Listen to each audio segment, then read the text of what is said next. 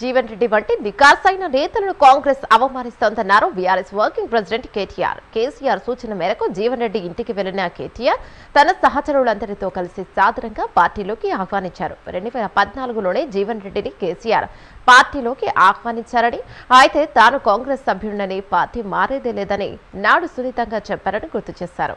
తాను రాజకీయాల్లో చివరి దశలో ఉన్నారని అన్నారు. మాజీ మంత్రి జీవన్ రెడ్డి ఒక ఎన్నిక చూస్తాను కావచ్చని, కానీ ఈ చివరి దశలో కేసీఆర్తో జ్ఞాపకాలు నెమరు వేసుకుంటారని చెప్పారు.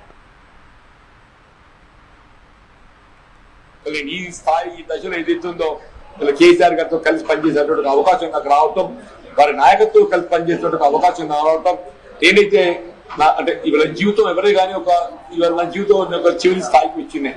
I seen enough political public life. నా సూర్య ప్రజా జీవితం 4 దశాబ్దాలు నేను గడిపింది. ఉంటే ఇంకో ఒక ఎన్నిక చూస్తే కావచ్చు, దేవుడు దయ తెలిస్తే ఎట్టుంటో చెప్పలేని చెప్పండి. కానీ ఏదైతే ఉందో నా చేసే జీవితం ప్రజా జీవితాన్ని పాటుపడటానికి కొరకు ఏదైతే ఉందో కేసీఆర్ గారి నాయకత్వంలో పనిచేయడానికి మీరు నాకు అవకాశం కల్పిస్తున్నందుకు, వారి సూచన కనుక మీరు ముందుకు వచ్చినందుకు మీకు హృదయపూర్వక ధన్యవాదాలు చెప్తున్నా. కేసీఆర్ గారు కలవటము, మా పాత సాన్నిహిత్యం, దాన్ని కొంత ఎదురు కదా నెమరు వేసుకోవడానికి కొరకు అని చెప్పి అంటుంది. మా పాత సాన్నిహిత్యం మాత్రం నెమరు వేసుకోవడానికి కొరకు వారికి కలవాలని పోతున్నా.